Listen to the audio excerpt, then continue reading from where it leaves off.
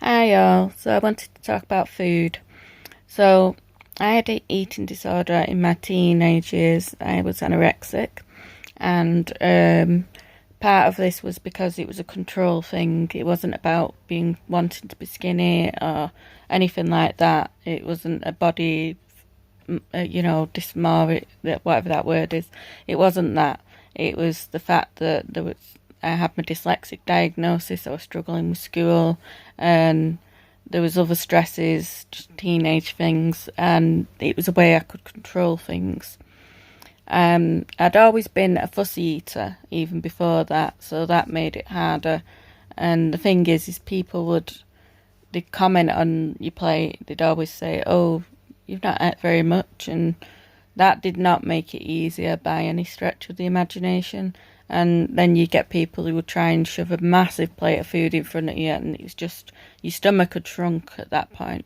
So there was no point in doing that because it's not going to help anyone. And it's psychologically, it does not help somebody who has an eating disorder.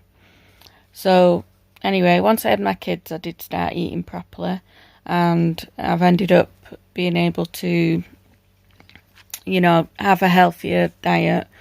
When they were little, I must admit, I still did skip meals a lot and stuff, but now it's to the point where I have to eat small meals regularly, otherwise I get like drops in blood sugar.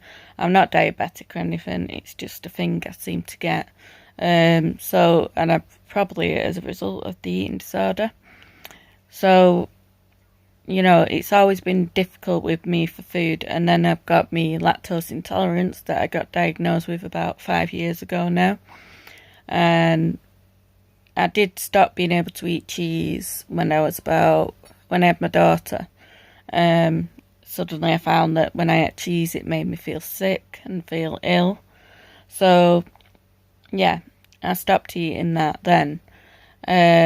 But I could eat still dairy products and stuff for years, but then suddenly it just got to a point where I started getting really sick, and then if I ate even a tiny bit of dairy, like lactose rich foods, I would be sick and I couldn't hold anything in. I'd be real poorly. I couldn't even drink water, and I've even ended up in hospital because of it.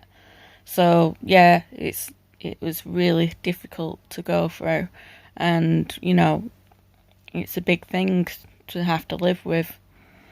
Anyway, this is part one, so if you look in my videos, you'll see part two.